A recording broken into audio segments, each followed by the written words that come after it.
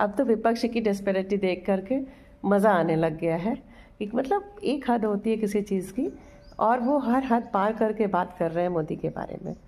मोदी के बारे में आप क्या क्या कह सकते हो? अरे भैया, वो गई गुजरी 2.5 दशक की बात अब उभारने से क्या फ़ायदा है, जिसमें कि कोर्ट में भी कुछ नहीं हुआ, सुप्रीम कोर्ट में भी कुछ नहीं हुआ। अब मधु किश्वर को उनका मुंह सोने चांदी से भर दिया गया और वो सोना चांदी अंदर करके और अब जो है मुंह से अपशिष्ट उगल रही हैं और उस अपशिष्ट का वमन करने के चक्कर में ये भी नहीं देख रही हैं कि मैं 74 साल की हो गई हूँ और 74 साल की उम्र में मैं ये बता रही हूँ कि मैं गई थी मोदी पे, मैं मोदी से बच रही थी। असलियत तो ये थी कि आप गई थी डोरे डालने पद के लिए और आपको पद नहीं मिला, पद की जगह पे आपको मिली उपेक्षा। क्योंकि आप मेनका भी होती तो मोदी पिघलते ना। जो आप दूसरों की भी इज्जत को धुलने की कोशिश कर रही हैं, उन 4 को जिनको बता रही हैं कि उनको मंत्री बना दिया गया और क्या बना दिया गया और क्या दे दिया गया, तो उनकी इज्जत धुलने के चक्कर में आप भी होंगी नाती पोतों वाली और आप अपनी इज्जत का मटिया मेट कर रही हैं। लेकिन आप तो हैं ही ठहरी बेइज्जत। बेइज्जत ना होती तो 74 वर्ष की अवस्था में ये बताती कि 2014 में मैं मोदी से बचती फिरती थी। अरे तुम जाती ही क्यों थी वहाँ मधुकेश्वर? बचने की तो बात ही छोड़ दो। तुम तो वैसे भी तुम जो थी वो नक्सलाइट टाइप की थी, वैसे भी तुम वामपंथी थी। वामपंथी नक्सलाइट होते हैं, मैं कह रही हूँ, हर जगह ये देखने मिलता है। आप किसी भी चले जाइए, किसी भी आदिवासी इलाके में वामपंथी विचारधारा का पोषण है और उसी विचारधारा की तुम थी। तो गई क्यों मोदी के पास? मोदीनामा क्यों लिखने लग गई?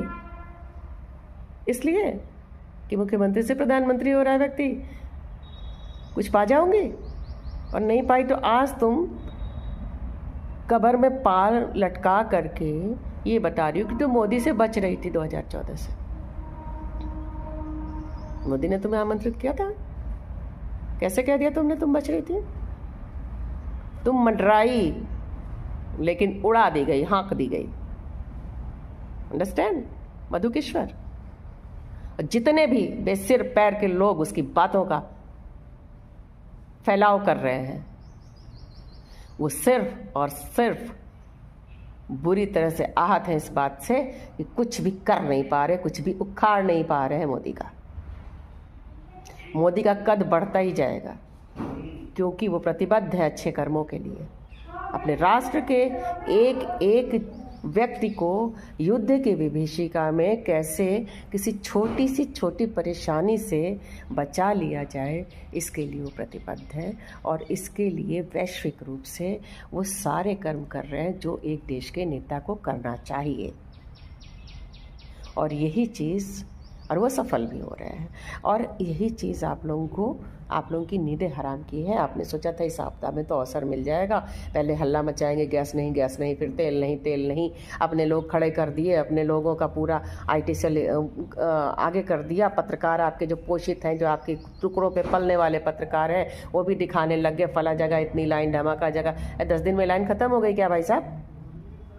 अब तो नहीं हल्ला मच रहा है मीडिया पे, सोशल मीडिया पे। तो आप लोगों को जितनी भी कोशिश करनी है करते रह जाइए। जो एक सच्चे रास्ते पे चलने वाला कर्म का पुजारी है वो चलता रहेगा, योगी हो या मोदी हो। आप उसका कुछ भी नहीं कर पाएंगे। अपने कर्म सुधारिए और सही दिशा में लगिए। जहाँ पे वो गलत है उस चीज़ को पकड़ के एक संभ्रांत तरीके से उनका विरोध करिए ताकि जनता के, हाँ ठीक है, जनता भी वैसी ही है। मैं देखती हूँ, मैं गांव के आसपास रह रही हूँ, मैं देख रही हूँ, कोई विचार ही नहीं है अपना। नहीं तो कैसे एक हिंदू हो करके कोई पाकिस्तान को अपने यहाँ की खुफिया चीज़ें सौंप सकता है? कोई विचार ही नहीं है। इन नाली के कीड़े मकोड़े हैं ऐसी जनता। और पढ़े लिखे बुद्धिजीवी वर्ग को भी मैं कहती हूँ, जहाँ ऐसा देखो वहाँ विरोध करो, समझाओ उनको, प्यार से समझाओ। ये तुम्हारा देश है, ये तुम्हारा देश है हिंदुओं, हर एक हिंदू ये जग के रहो। तुम जब आते हो ना, तुम पाकिस्तान और अमेरिका के साथ खड़े होते दिखते हो, भारत के लिए गलत काम करते हुए ना, तो दिल बहुत रोता है। बहुत दिल रोता है। हिंदुओं, ये तुम्हारा राष्ट्र है, पैसे के लिए ऐसे मत मरो। थोड़ा सा कर्म कर लो, छोटे से छोटा कर्म करो, लेकिन ये कर्महीन जीवन गलत दिशा में ले जाके अपने पाप पर पढ़ाओ। जय हिंद। मैथिली सिंह, वसुधा फाउंडेशन।